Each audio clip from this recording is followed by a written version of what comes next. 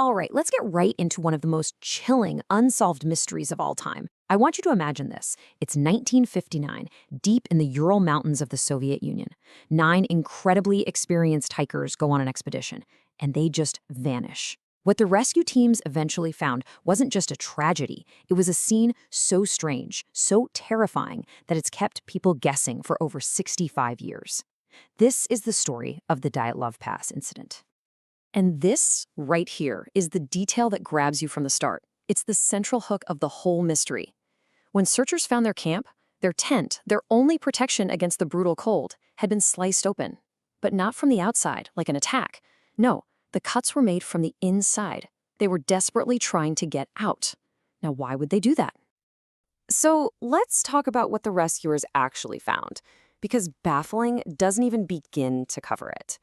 The scene was just impossible. Every single detail seemed to defy logic and point to a moment of absolute, overwhelming terror. Okay, I want you to just let this number sink in for a second. Minus 30 degrees Celsius. That's minus 22 Fahrenheit. We are talking about lethally cold temperatures, the kind of cold that can kill you in minutes. And this is what they fled into, leaving their only shelter behind. So you have to ask yourself, what on earth could possibly be scarier than freezing to death? The whole scene was like a snapshot of pure panic. All their gear, their food, their warm coats, just abandoned. Footprints led away from the tent, downhill into the darkness. But here's the part that's so hard to wrap your head around. They were barely dressed. Some had on only one boot, some were barefoot. A few were in nothing but their underwear, in a Siberian winter. I mean, what could cause that level of fear? Now, to really understand just how strange all of this is, you need to know who these people were. Because this was not a group of amateurs who got in over their heads, not even close. These people were pros. That's right, the whole group, led by Igor Dyatlov, was made up of highly skilled mountaineers. They knew this environment, they knew the risks, and they knew how to survive out here. Their expertise is exactly what makes their final actions so baffling. These were the last people on Earth you'd expect to panic. So let's quickly run through their final journey. The trip starts on January 23rd with 10 people. Just 5 days in, one of them, Yuri Yudin, gets sick and has to turn back, making him the sole survivor. On February 1st, the 9 who are left make their final camp on the side of a mountain called Kolets Yakul.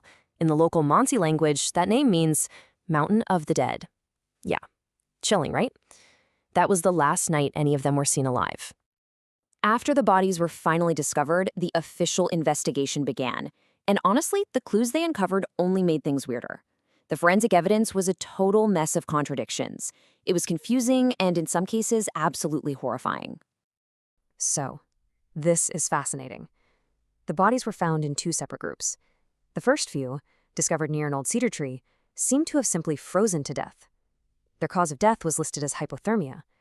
But the second group, found months later buried under the snow in a ravine, they told a totally different story.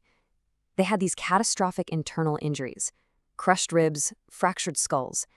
The medical examiner said the force required was equivalent to being hit by a car. And yet, there were no external wounds, no bruises, no cuts. It was as if they'd been crushed by some incredible, invisible force. And if you think it can't get any stranger, oh, it does. One of the hikers, Lyudmila Dubinina, was found with her tongue, eyes, and part of her lips missing. Then there's the radiation. Why were some of their clothes giving off low levels of radiation? And maybe the most haunting clue of all comes from their own cameras and diaries. The photos and entries from the days before show them happy, normal, having a great time. Everything was perfectly fine, right up until it wasn't. So, what in the world happened out there? With a set of facts this contradictory and this weird, you can bet the theories are all over the map. For decades, everyone from government investigators to online sleuths has tried to piece this puzzle together. Let's start with the official theory, or at least the most recent one. It's called the snow sheet theory. The idea is that a small, dense slab of snow slid down and hit the tent. It wasn't a huge avalanche that buried them, but it was enough to cause some of those crushing internal injuries and spark a panic. In the dark and confusion, they cut their way out, fled, got disoriented in the freezing dark, and died from the cold. It's a natural scientific explanation. But for a lot of people, that official theory just feels incomplete. So let's look at two of the other giants. First up, the military weapons test. Could the hikers have accidentally stumbled upon a secret Soviet weapons test? It would explain the concussive injuries, the radiation, and why the government was so secretive about the whole case. Then there's a really fascinating natural theory, infrasound. The idea here is that the wind moving over the specific shape of the mountain created a very low-frequency sound, one you can't hear but that you can feel, and it's been known to cause intense, irrational panic. It would be like a terrifying, invisible force driving them from their tent. And of course, the speculation doesn't stop there. People have suggested an attack by local tribespeople, but investigators ruled that out fast. No signs of a fight. What about a conflict that got out of hand? Maybe, but it doesn't really explain the shared panic. And then you get into the really wild stuff, like UFOs or a paranormal encounter, which is often fueled by reports from other people in the area who claimed they saw strange orange lights in the sky around that same time. So, after all this time, after all the investigations and all the theories, why are we still talking about this? Why does the Dyatlov Pass incident continue to have such a powerful grip on our imaginations?